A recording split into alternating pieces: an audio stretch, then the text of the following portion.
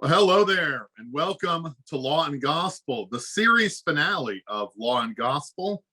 I am Pastor Michael Schmidt, and we thank you for joining us for this deep dive into Law and Gospel.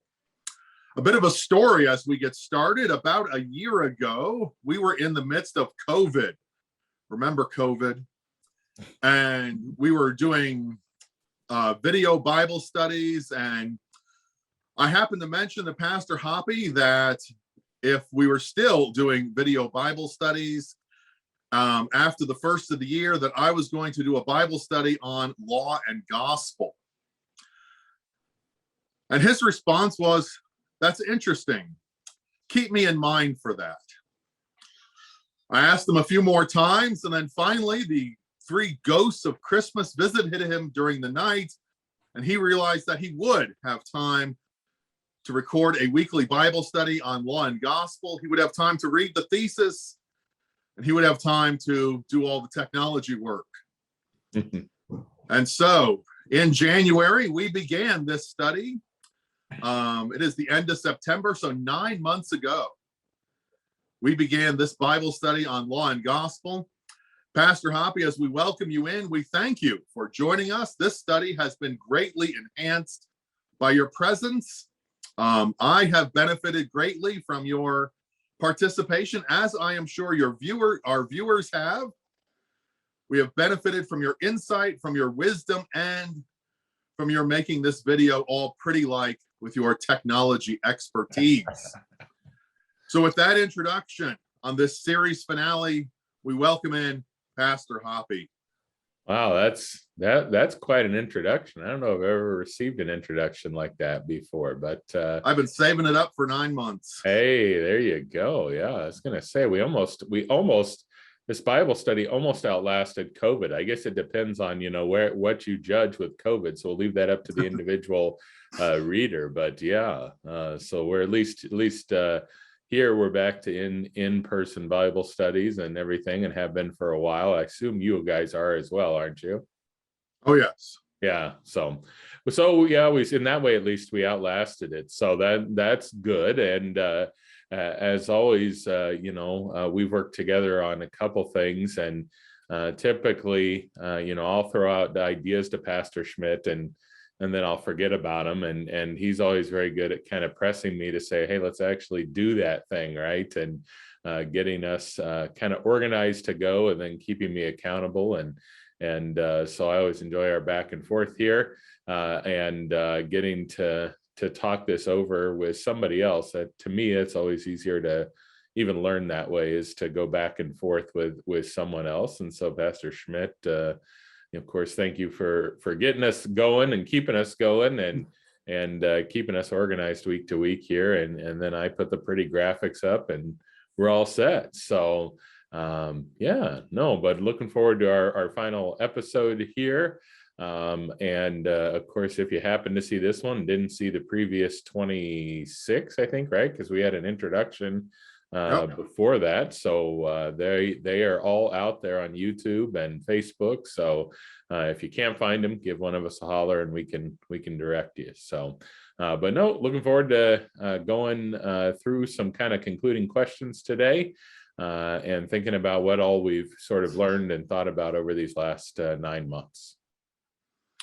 Indeed, we have a series of questions here, and we'll just jump right into them. So the very first question: what have you learned? What have I learned over 9 months and 500 pages? What have you learned reading Law and Gospel these past 9 months? Oh, I can't tell you if I've learned like some new mathematic formula or something, huh? Yeah.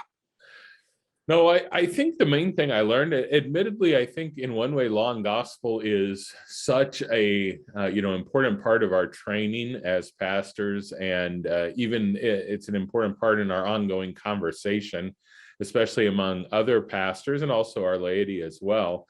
But I think in one way, I'd almost got kind of bored of Law and Gospel talk. Maybe it'd be the way to put it, right? You hear it so often. that you kind of like, yeah, that's a thing. And yeah, I know it pretty well or whatever.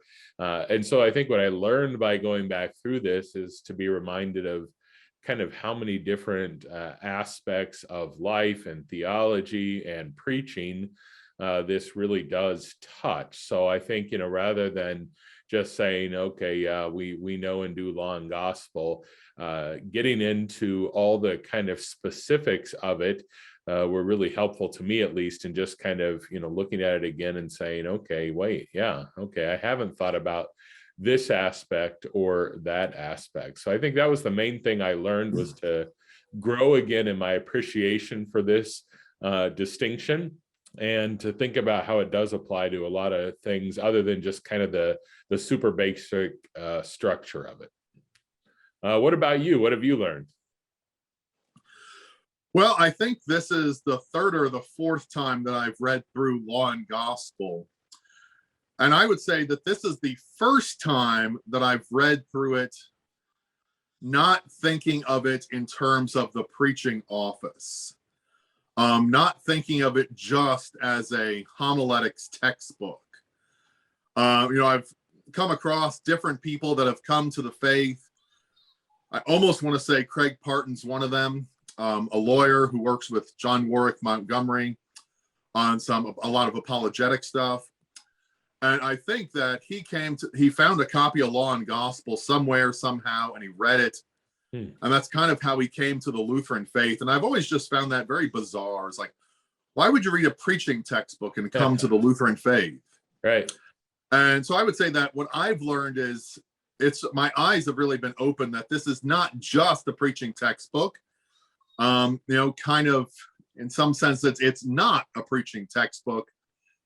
This is more a Christian life book. It's kind of like a catechism book, almost, for living the Christian life, for how we relate to each other using Law and Gospel. And yes, that does connect when we're in the pulpit preaching the sermon. And it's certainly a good and beneficial book for preaching. But really, that this book really transcends preaching and goes down to, it's written on the lay level.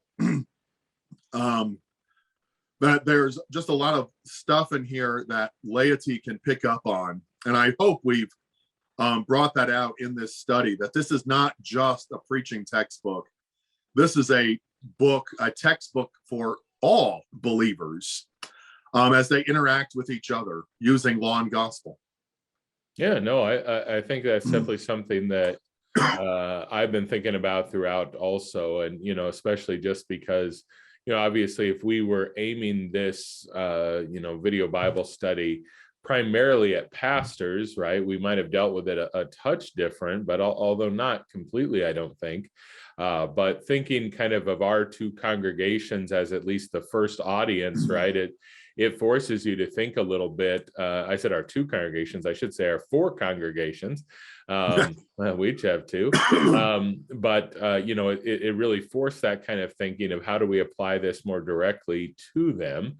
And so, yeah, I think it really has been, a reminder that this stuff is not just for pastors, but it's for husbands and wives and fathers and mothers and children and, everybody in their own roles. So, yeah. And I think, though, even when we were getting started here, then, we can say that even if it were just about preaching, right, sometimes we might think of this as just something that the pastor needs to think about in his preparing and preaching of the sermon.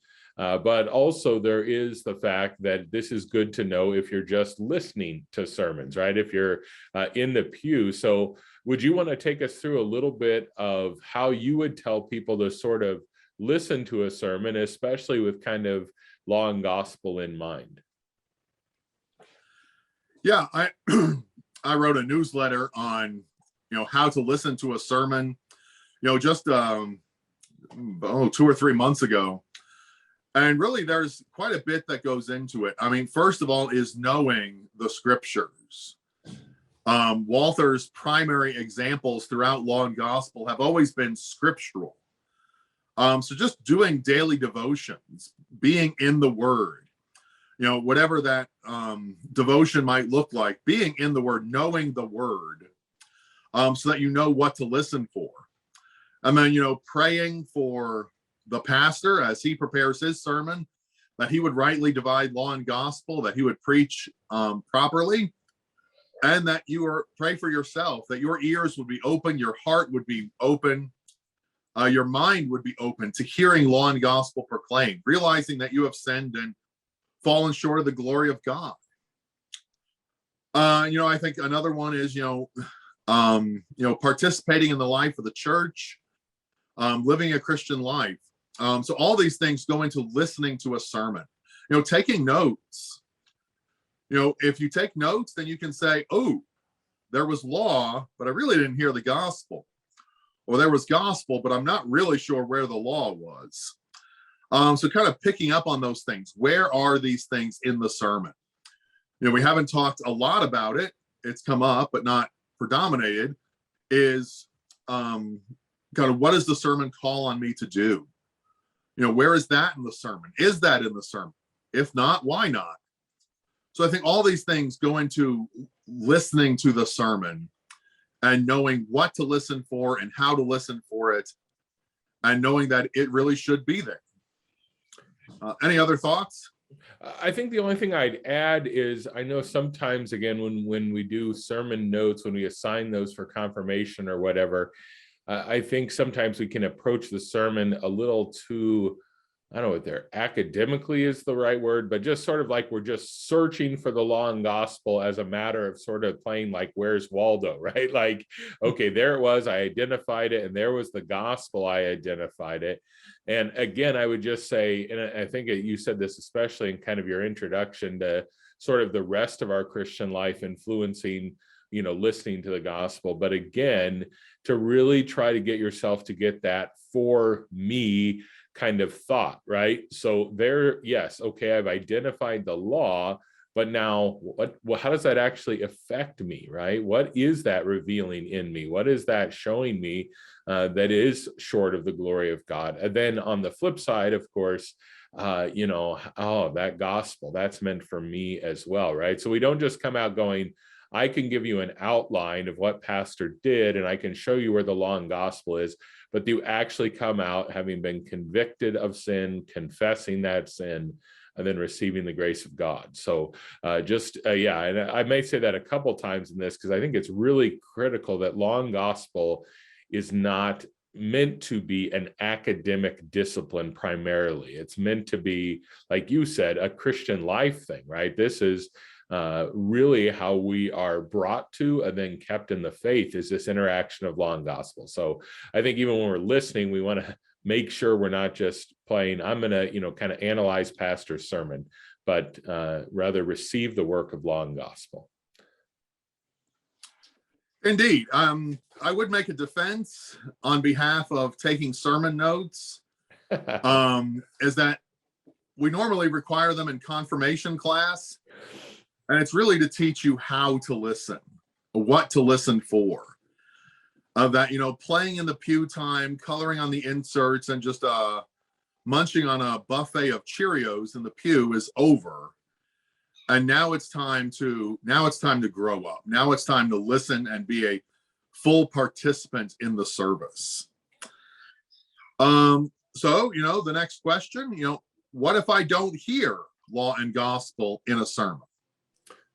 Yeah, and just real quick, just to follow up on what you said there, I hope I didn't come off as sounding like don't take notes. I'm just saying make sure you apply those notes to yourself. I think, again, a lot of times, if you just go in kind of just going, oh, I suppose this is kind of for me, and are not thinking what's happening or here looking for certain things, you won't do that application either. So I didn't mean to come off against sermon notes. Just don't look at it just as a merely academic exercise, right? Yeah. So what if you don't hear law and gospel? Well, again, I would say the first thing you want to do, again, is really kind of think for a little bit on that, right? Don't be too quick with that assessment.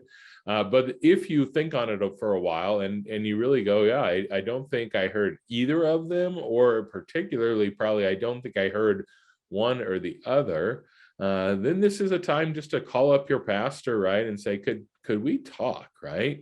And again, here's the thing: don't go in guns a blazing saying you're not really a Lutheran preacher, you're not an evangelical preacher, you're, a terrible pastor. But just go, but pastor, we've talked in other places about law and gospel throughout the years, and it doesn't seem right now like you're preaching a lot of gospel, or again, or the flip side, right? I hear a lot about how Jesus loves me, but I don't hear much about why that matters. What is he rescuing me from? What sins am I committing? And so, and again, I think if you do that in a way that's respectful of the pastor, and also kind of just shows a genuine concern for your well-being and the well-being of the rest of the flock, the pastor sometimes will be very, rejoicing. We'll be very happy that you came to him, because I think all of us in our preaching, we can kind of get into ruts, whether that's on topics or sometimes even, that we get into kind of a rut where we're really preaching a lot of law and kind of throwing in a little gospel at the end just because we know we're supposed to. Or we can get into a rut where we're just, talking about God loves you, he saved you, but never really talking about what he saved us from or what causes us to be in peril. So again, if you do it in a respectful way, sometimes the pastor will kind of go, you know what, when I look back, you're right. Yeah, I've kind of got in a bad way, and thanks for bringing this to my attention. Don't go tell other people either that you're going to go do this, right? This is not gang up on the pastor time, right? It's just helping him think through what he's supposed to do. And again, that can be received very well. Do you have any thoughts on that one? Yeah, I think I definitely affirm what you said, that we should definitely, if you don't hear law and gospel in a sermon, step one is go talk to the pastor. Yeah. And say, what's going on? And then realize that there are different types of sermons. Some sermons may be more instructional or more teaching sermons that may not follow a strict law gospel formula. So we do allow for that. A catechism sermon may be more, a catechetical sermon may be more, focused on teaching a certain article of the faith. In that allotted time, we haven't gone to the 45-minute sermon yet, but in the allotted time, it may just be a Sunday where it's a teaching sermon. Or there may be there are other types of sermons that can be preached. So first be open to that idea that, this might be a different type of sermon that you've heard. But if those visits prove to be unfruitful or unproductive, then Walther honestly says that if you don't hear law and gospel in a sermon, you should run. Head for the hills, head for another church. Shake the dust off your feet and abandon hope, all ye who enter. That's really Walther's advice when it comes to, if you don't hear law and gospel in the sermon, and you've taken these other steps and precautions to make sure that, the problem's not me. I am willing to hear law and gospel, but that you go and visit with the pastor, and then if you still meet resistance or opposition, Walther says to run. Yeah, I think that certainly is true. If after having conversations, he just says, "Oh, I don't care about that. I don't think that's important, right? I think it's much more important to do this or to do that." Yeah, then I think it's time to seek out another place, right? To hear, to be sure. I guess just as a pastor, don't just sort of decide this and diagnose it all on your own and not talk to your pastor about it and just say, "Oh, I'm leaving because I don't hear it." And like you said, the other thing I don't think I said initially is listen to his overall ministry too, and not just an individual sermon. So like you said, if one sermon seems to be a little lacking in gospel, it's possible that could be kind of bad preparation. It's also possible that it could be intentional, that the pastor of the flock thinks that the people need to chew on the law for a while, and therefore, while presenting the gospel, is not going to make that of a particular sermon just the overwhelming thing. But again, talk to your pastor and see. And if he tells you that, go, okay, right now, then ask him, when's the one that, is going to really focus on the gospel? We often, kind of moving on to the next question, we often summarize, and I think we did this kind of very early on in this, that, when we're teaching law and gospel in our catechetical type classes, we often talk about law showing us our sin, and then the gospel showing us our Savior, Jesus. And again, that's a quick way to kind of remember the purpose of law and gospel. But one of the questions we had from one of our listeners, and I think this one came from Pastor Knafelkamp, who joined us once on here, he asked us to reflect upon, does that say enough, or does it downplay sort of how much is going on in law and gospel to make things, I guess, should we make things quite that simple at times, is at least how I understood the question. Pastor Schmidt, you want to start us off with some thoughts on that? Yeah, I mean, this is kind of an interesting thing as we summarize the law and the gospel in such this short, simple way, particularly in confirmation class. This is how you teach the law. SOS shows our sin, SOS shows our Savior. But having read law and gospel, I mean, there's so much more to the law than just this simple SOS. There's really so much more to the gospel. The gospel is not just pointing and saying, Jesus is over there, go look at Jesus, or the law is over there, or the law is just right in front of you. There really just seems to be so much more. And, I think SOS might be helpful in, as a very introductory, statement about what is law, what is gospel. But I think reading law and gospel, there's just so much more depth to the law and the law's convicting nature and the gospel's redeeming nature that SOS just really misses out on.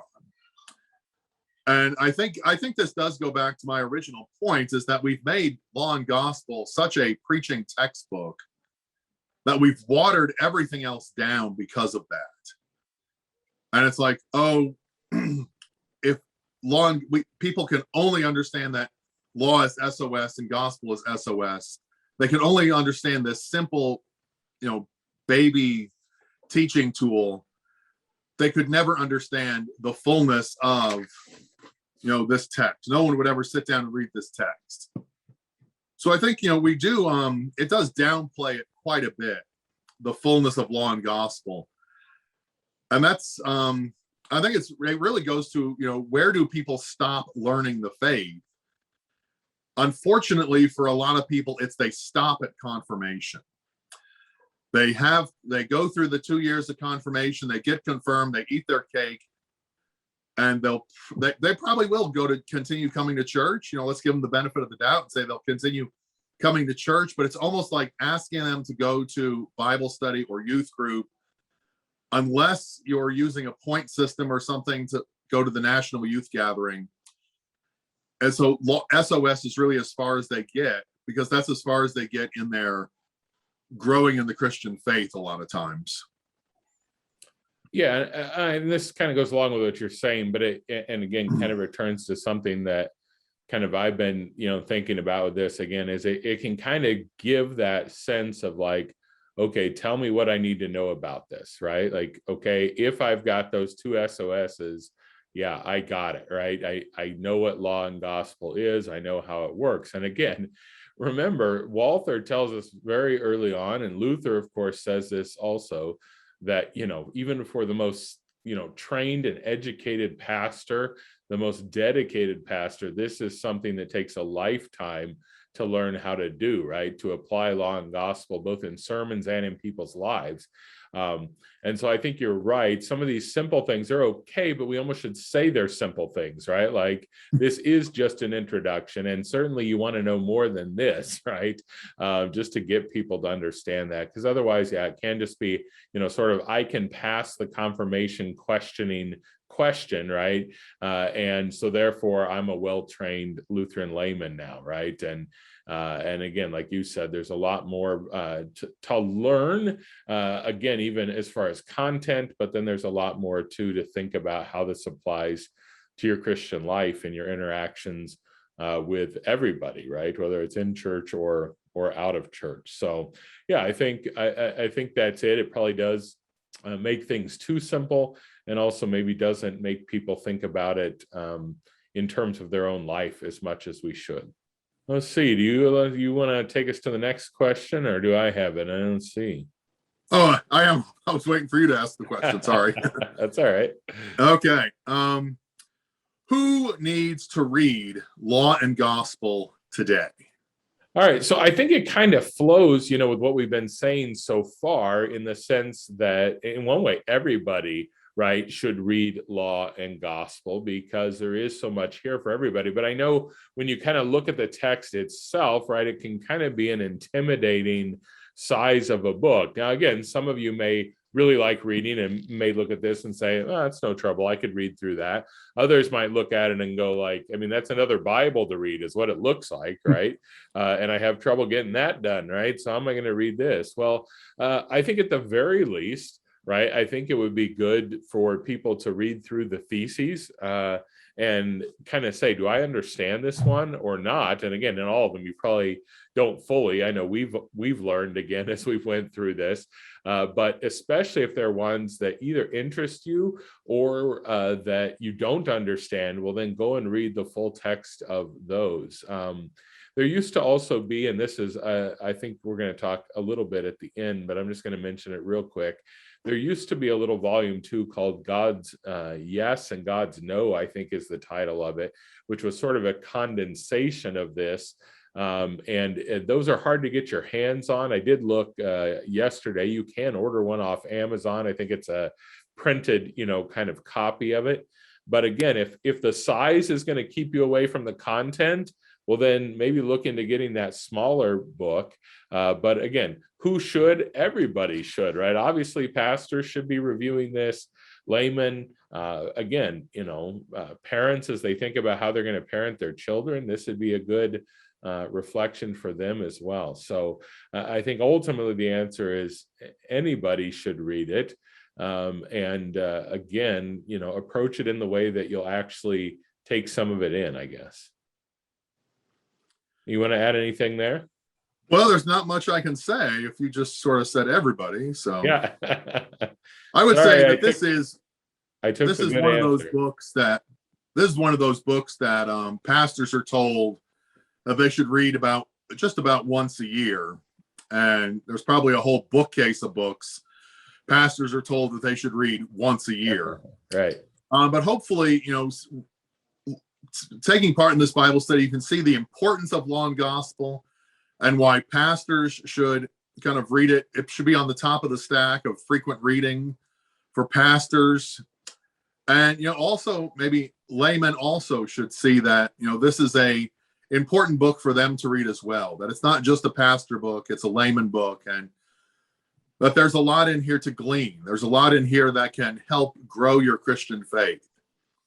Obviously, I hope we have sparked some interest in it by doing these now 27 episodes and walking through the thesis. And hopefully we've sparked some interest to encourage more people to read Law and Gospel. Yeah, I was just thinking about it as you were talking about 27 episodes, and we've been about 45 minutes. That means you could watch us now for an entire day talk about Law and Gospel. Huh? Let's organize those. Law and Gospel sit-ins at the church, 24 hours on Law and Gospel.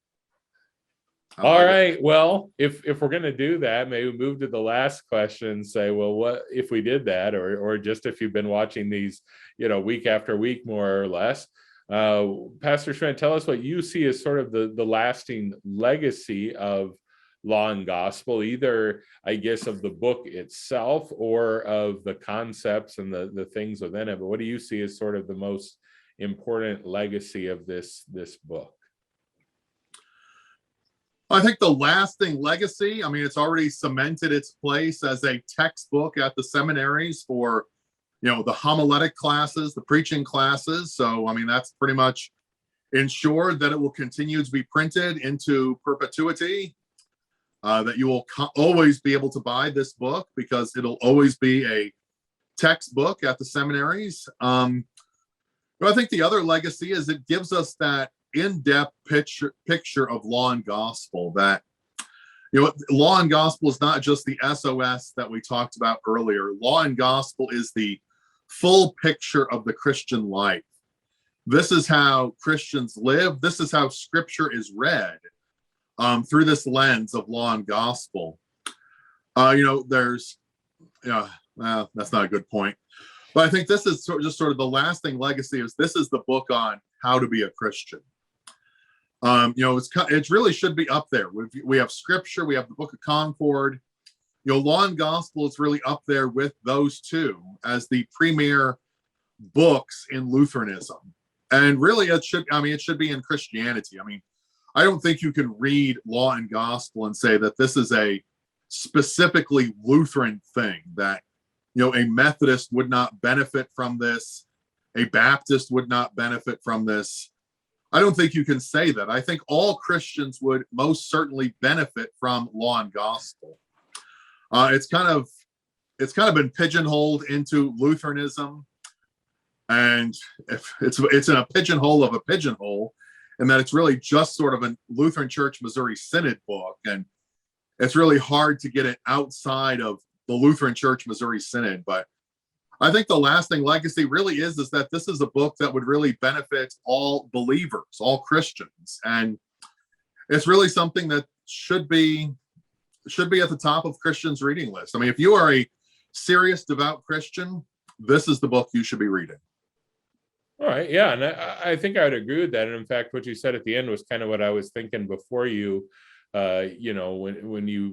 I was just thinking about my answer for this, is that, like you said, it's not uniquely Lutheran in the sense of that, only we would think it's important if you read it. But the other thing I'd say is it is sort of uniquely Lutheran in the sense of, unfortunately, this distinction is something that I don't think gets talked about enough outside of Lutheranism. And as you mentioned, the gentleman before, who came across a copy of this book and all of a sudden kind of went, this is something different. And I think oftentimes we think as Lutherans that we're sort of going to, get people to understand that Lutheranism is the true confession of the Christian faith by arguing about things like, say, baptism, the Lord's Supper, and again, not that we shouldn't discuss those things, they're truth. But I think actually this is one of those things that, because it's not such a hot button issue to start with, that if you give someone either this knowledge or this book, they might, again, it's something that seems to be received a little easier than other teachings just because it's sort of new and they don't have a position against it. They just didn't know it, right? Or they didn't think of it that way. And so again, I think that is another legacy of this book and this material, is that we should offer this to other Christians and say, read this. And again, from there, people might go, okay, wait a second. Now, if this is true about the gospel and what it is, well, now that makes a little more sense about how the scriptures speak about the sacraments, right? That they are this bestowing of the gospel. So I think that is another lasting legacy. And I think we forget that. We think all other Christians talk in the language of law and gospel because we do so often.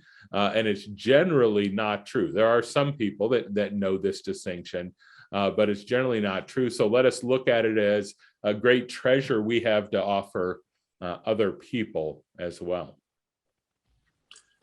Yeah, I think it's not only that we think others are using law and gospel when they're not, it's that our ears are so trained to listen for law and gospel that when we go into another church, we sit there and we're listening for law and gospel. assuming the preacher has read law and gospel and can properly distinguish law and gospel. And then we're disappointed when we leave. It's like, man, a lot of law, but no gospel. Or that was a lot of gospel, but no law. So I think that also distorts our ears, is that we just immediately listen for it. And when we are listening for it, we just kind of assume everyone else is listening for it as well, when they're not. Right. And to kind of maybe drive that home, right? If you went up afterwards to some of those pastors and said, I heard a lot of law, but not much gospel, they might either, not even kind of be able to know what you're asking or what you're saying, or at the very least, they would kind of have to admit that in the writing of their sermon, that is not a primary thought, right? Their thought is, I'm going to explain this text, right? Or I'm going to try to engage the people in this way, and not even think of this as kind of a key thing to keep in mind as you explain text and as you engage people, that this is how you should do it. So yeah, it's definitely something that one of those things that we kind of take for granted that we ought not, and then we ought to then offer it to others as we have opportunity. All right, so Pastor Hoppy, drum roll, please. We have read Law and Gospel. We have absorbed 27 episodes of a Bible study on Law and Gospel. What should we read next? Oh, I hit my camera here. There we go. So what you asked what we should read next. Well, to me, the first thing is now take this into the Word of God and see how this is done in the scriptures, starting with Jesus, right? Go through and reread some of the stories of Jesus interacting with people and say, does he interact this way? Because I think that's ultimately what will convict you that this really is true and that it's really needful for reading the Bible and for dealing with other people, right? We can kind of read this and go, yeah, it sounds good. But maybe it seems like something almost sort of put upon the Bible, right? Like we're going to read everything this way. We're going to put this sort of, overlay over everything. And then it'll make sense. But again, to recognize this actually, right, is what the Spirit of God does in the Bible through the prophets. Look at that, right? Then, through Jesus, through Paul, this is how they approach things. And when you read that, then it's going to kind of instill confidence in you that this is not just a sideline thing. This is not just a, if you know this, that'd be extra good. This is at the core of how the gospel is ultimately delivered to people, right? That the law is proclaimed and then the gospel is given. So to me, the first thing I mentioned that, a briefer version of this book that might be helpful, but the main thing is just look in the scriptures and see that this is exactly what the scriptures do. And I think if you haven't ever done that, you're going to go back to some stories and all of a sudden they're going to make a little more sense, right? Why would Jesus ever tell somebody basically to follow the 10 commandments when they ask how to be saved? And we go, that sounds kind of odd, right? For Jesus to answer that way. Oh, he's doing law work, right?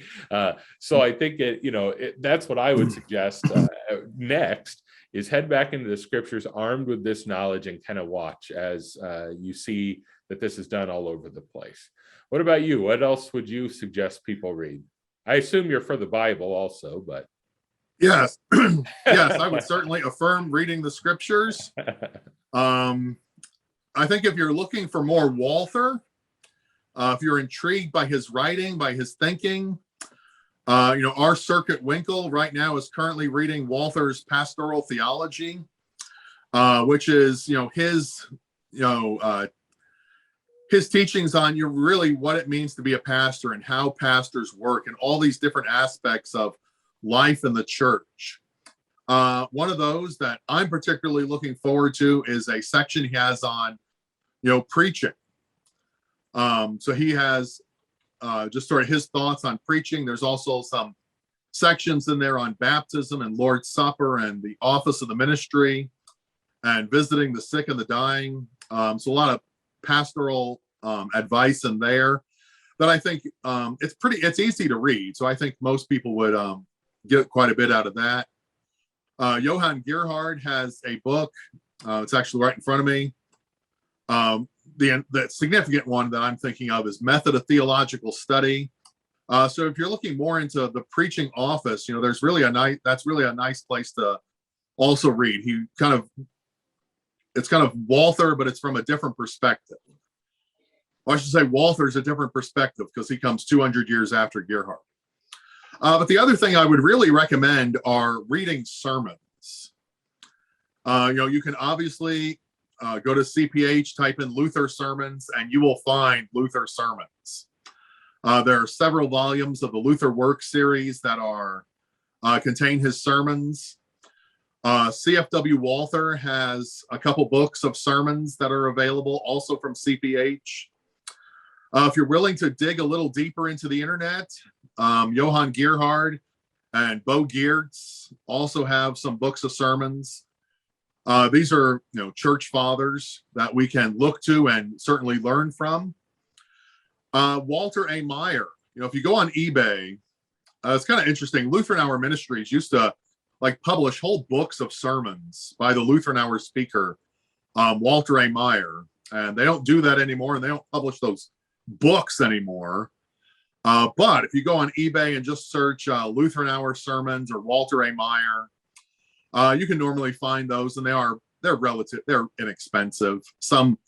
Someone will have some zealous idea that the book is worth $50, but normally you can find most of them for less than $10. So I think reading sermons is really the best, a very good way to do this. Just seeing how preachers interact with law and gospel, how they use law and gospel, and how they apply that law and gospel to the texts.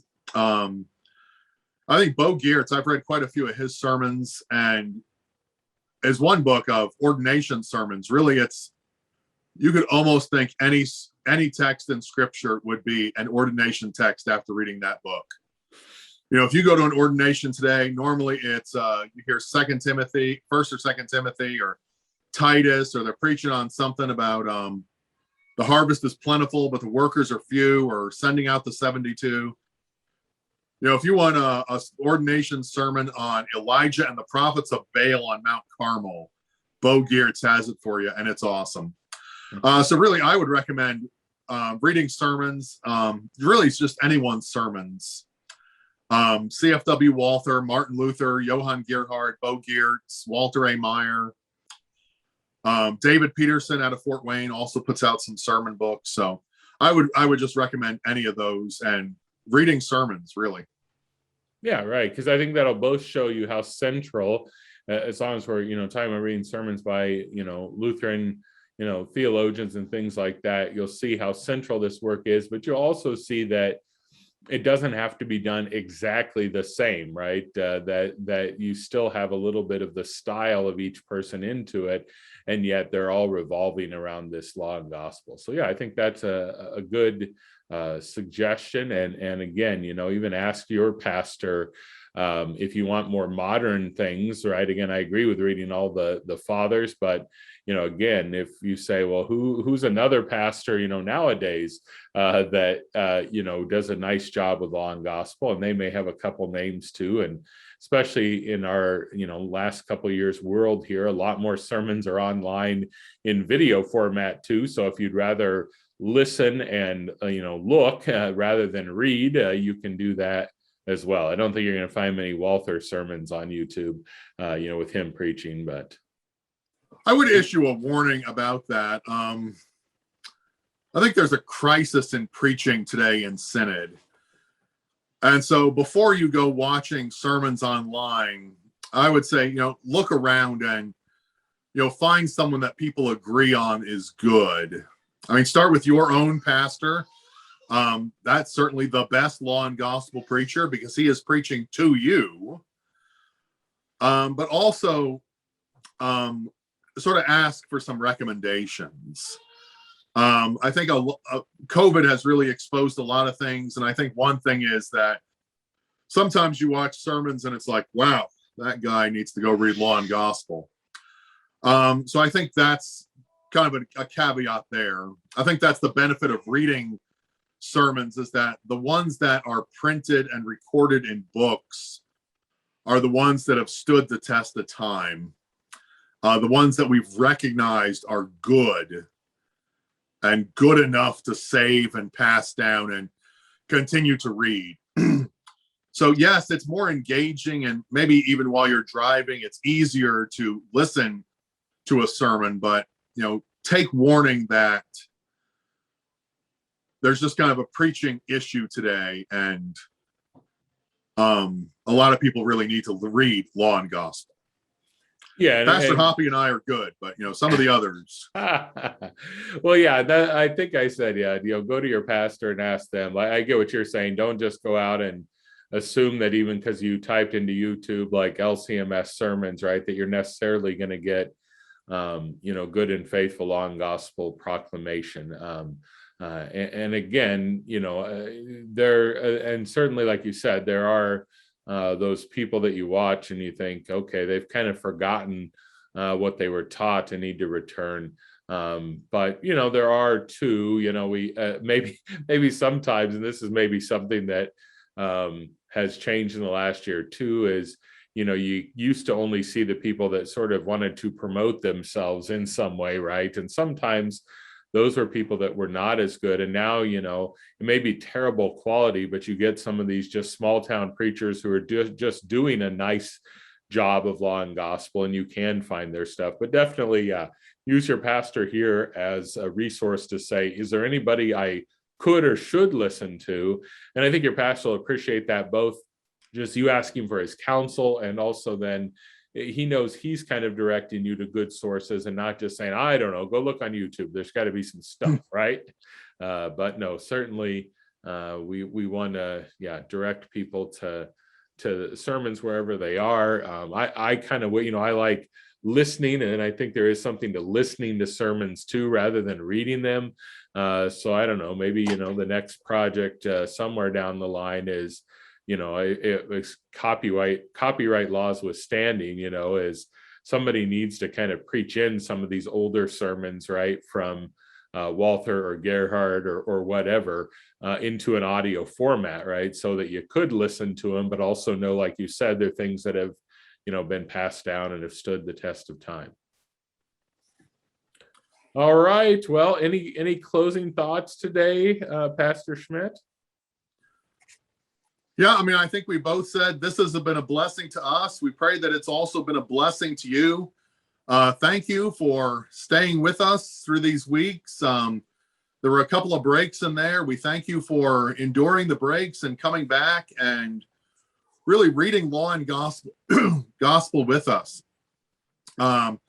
This has kind of been a good way to read Law and Gospel, because it was like, by Saturday when we record, that reading had to be done, and right. It wasn't like, oh, I'll put that off till another day. I've got a lot of books here that are waiting for another day, but I know our wives will be happy that we will no longer be asking, hey, what are we doing on Saturday?